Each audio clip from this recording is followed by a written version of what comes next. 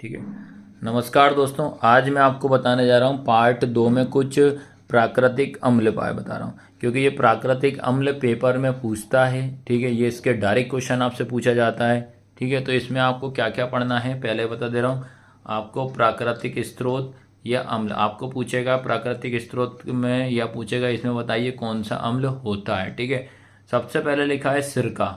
ठीक, क्या है सिरका? तो सिरके में आपको याद होना चाहिए तो कौन सा अम्ल होता है? एसिटिक अम्ल होता है। ठीक है, सिरका में कौन सा अम्ल होता है? एसिटिक अम्ल होता है। उसके बाद संतरा जो होता है, संतरा में कौन सा होता है? सीट्रिक अम्ल होता है। संतरे में कौन सा होता है? सीट्रिक अम्ल। उसके बाद इमली जो होता है, इमली में कौन सा अम्ल होता है? टार्ट्रिक अम्ल होता है। कौन सा होता है? टार्ट्रिक अम्ल पाया जाता है। उसके बाद टमाटर में कौन सा होता है? ऑक्जेलिक अम्ल पाया जाता है। कौन सा होता है? ऑक्जेलिक अम्ल। फिर आपसे पूछ लेगा कि बताइए बेटा कि खट्टा दूध या दही, इनमें कौन सा अम्ल पाया जाता है? तो आपको क्या याद रखना पड़ेगा? लैक्टिक अम्ल पाया जाता है। कौन सा? लैक्टिक अम्ल पाया जाता है।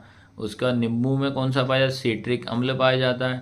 फिर चींटी का डंक, चींटी का डंक में कौन सा पाया जाता है? मेथेनोइक अम्ल पाया जाता है। कौन सा? मेथेनोइक अम्ल पाया जाता है।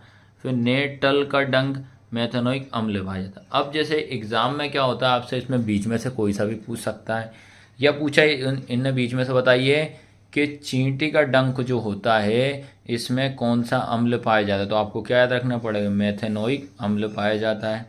या आपसे पूछ लिया कि बताओ बेटा संतरे में कौन सा अम्ल पाया जाता है, तो क्या याद रखोगे? सिट्रिक अम्ल याद रखोगे। फिर आपसे पूछ दिया कि इमली में कौन सा होता है, तो इमली में क्या याद रखो? टार्ट्रिक अम्ल पाया जाता है। या आपसे पूछ दिया कि टमाटर में कौन सा होता है, तो कौन सा होता है? ऑक्जेलिक अम्ल पाया जाता है। ठीक है, तो ये मैं बता दे रहा हूँ आपको, बस इसमें याद रखना पड़ेगा कौन से में क्या अम्ल पाया जाता है। एग्जाम में आपसे पूछता ही पूछता है। ठीक है, तो ये याद रख लेना भैया। तो आज की क्लास कैसी लगी? लाइक शेयर सब्सक्राइब आपको जरूर करना है। धन्यवाद बेटा।